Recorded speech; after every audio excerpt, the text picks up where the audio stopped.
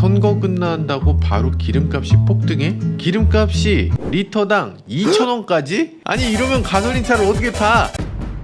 안녕하세요, 오늘의 모카 김한영입니다. 오는 5월 유류세 인하 혜택이 종료된다고 합니다. 그러면 휘발유 값은 1,800원 넘어서 2,000원까지 넘을 수 있다는 전망이 나오고 있어요. 단번에. 아니 이렇게 되면 어떻게 휘발유 차를 탑니까? 오늘은 이 얘기가 진짜인지 이 뉴스 간단히 살펴보겠습니다. 자, 요즘 기름값 어떤가요? 전국 평균이 1,630원, 서울 평균은 1,720원. 괜찮네. 뭐 그런 대로 괜찮다 싶죠. 세계적으로 기름값이 오른다 뭐 어쩐다 이러더니 뭐 별거 아니구만. 이렇게 생각하셨다면 아닙니다. 이거는 지금 유류세를 인하해주기 때문에 가능한 거예요. 현재 휘발유 유류세를 보면요, 리터당 615원입니다. 지금 리터당 205원을 깎아주고 있는 거죠. 그러니까 만약에 유류세 인하가 끝난다면 그러면 그날 바로 205원이 딱 올라간다는 겁니다. 아니 뭐 리터당 200원 정도는 내가 넣을 수 있지, 이렇게 생각하신다면 지금 서울 평균이 1,720원이라고 했잖아요. 1,925원이 된다는 거죠. 바로. 그러니까 어지간한 주유소는 2,000원 넘어가는 겁니다. 10% 넘게 오르는 거고요. 연비가 리터당 10km 정도 나오는 차 한 달에 1,500km 탄다, 이렇게 생각하면 한 달 기름값이 25만원 정도인데 28만원 된다. 디젤은 조금 낮긴 한데 서울 같은 경우에는 디젤이 1,800원을 넘게 된다 라고 합니다. LPG는 어떤가? 지금 전국 평균이 970원인데 73원 정도 인하였으니까 LPG는 상대적으로 인상폭이 조금 적긴 한데 그래도 역시 1,043원 정도 되게 되는 거죠. 아, 지금 1톤 트럭들 다 LPG로 나온다는데 요것도 이제는 만만치 않겠네.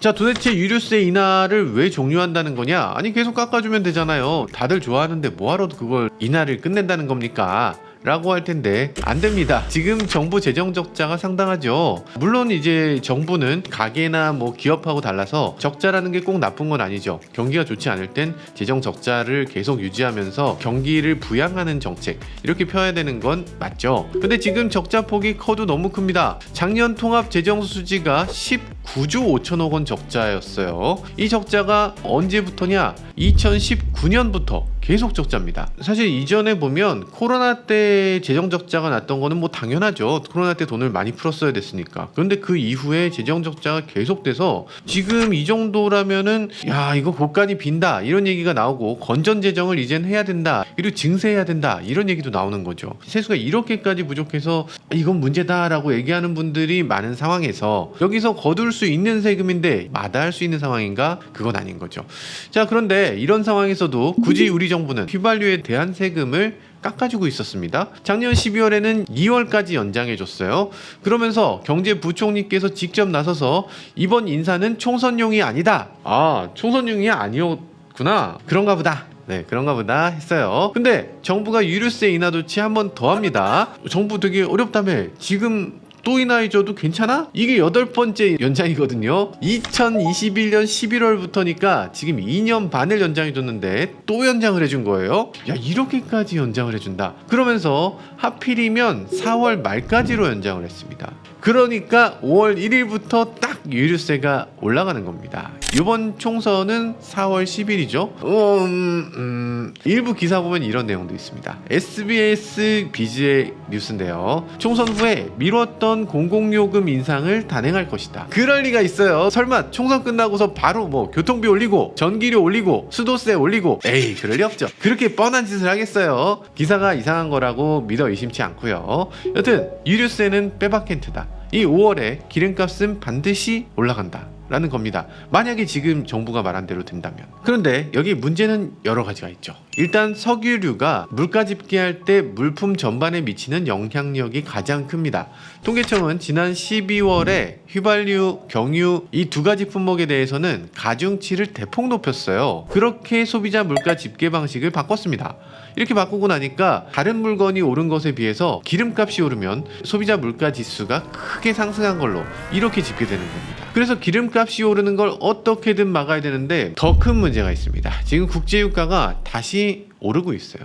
지금 시티그룹에서 보고서를 냈는데요. 석유 수출국 기구 오펙 그리고 오펙 플러스의 감산 연장을 계속한다고 하죠. 그러면서 시티그룹의 보고서는 이렇습니다. 주요 산유국의 공급이 차질이 일어날 경우에 이 국제유가가 $100를 기록할 것이다. 이렇게 전망하고 있어요. 지금 $80 남짓하고 있거든요. 그러니까 지금 여기서 $100가 되면 국제유가가 30% 뛰는 겁니다. 국제유가 30% 오르면 우리나라 기름값은 어떻게 되나? 지난 2022년 6월에 국제유가 두바이유가 $117.5로 오른 적이 있습니다.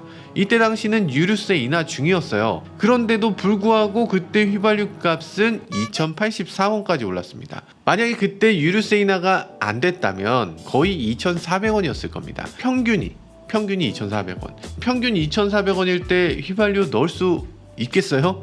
넣기 너무 힘들 것 같습니다. 일단 국제유가가 이렇게 올라가면 어떻게 됩니까? 주유소에서 그날 바로 가격을 올리죠. 번개 같습니다. 정말 빨리 올라가요. 여러분들 다 경험해봐서 아시죠? 국제유가 내렸을 때는 거의 한 달 동안 안 내려가죠. 아니 왜 안 내려요? 이러면 주유소 사장님들 그럽니다.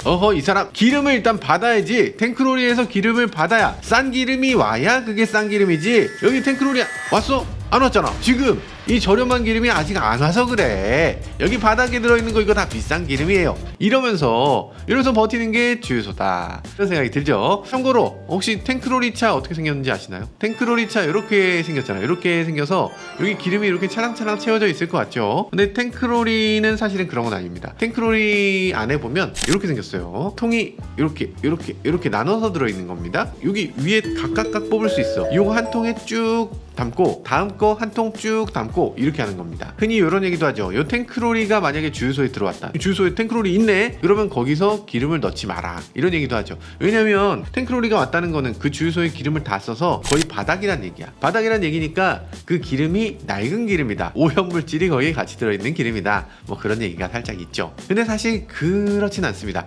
애초에 탱크로리에서 주유소 땅속에 탱크에다가 이렇게 기름을 넣잖아요. 기름을 넣고 있을 상황에서 탱크로리가 있는데 내가 거기서 주유를 한다? 이거는 사실 안 됩니다. 위험물 관리법에 따라 불법이 돼요. 탱크로리 지나가는데 아저씨 저 기름 넣을래요. 그 산지직송 바로 생맥주 넣듯이 이렇게 딱 뽑아서 쭉 넣어주시면 안 돼요? 이렇게 하는 거 안 됩니다. 그것도 불법이에요. 쓸데없는 얘기 죄송합니다. 네, 우리 국민들 선거 끝나자마자 상당히 높아진 고유가 폭탄을 맞게 될 텐데요.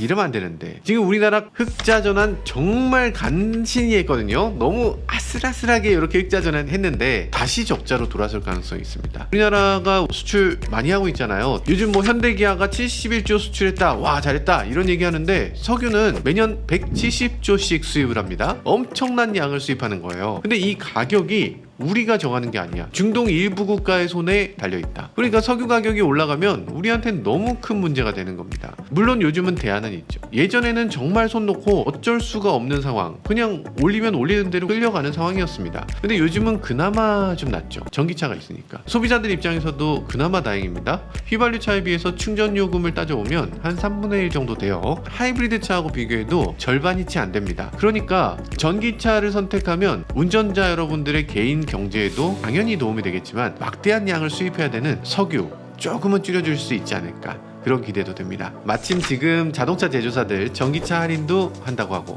저렴한 전기차를 쏙쏙 신차로 내놓는다고도 하니까 그나마 다행이 아닌가 생각됩니다. 유가로 인해서 정말 어려운 시기가 곧 올 텐데요. 제조사들도 이제 수익은 조금 줄이더라도 유류세로 고통받는 서민들, 이런 서민들도 탈 수 있는 전기차 누구나 살 수 있을 만한 저렴한 가격으로 잘 공급해 주시길 기대해 봅니다. 지금까지 저는 모카 김한용이었습니다. 감사합니다.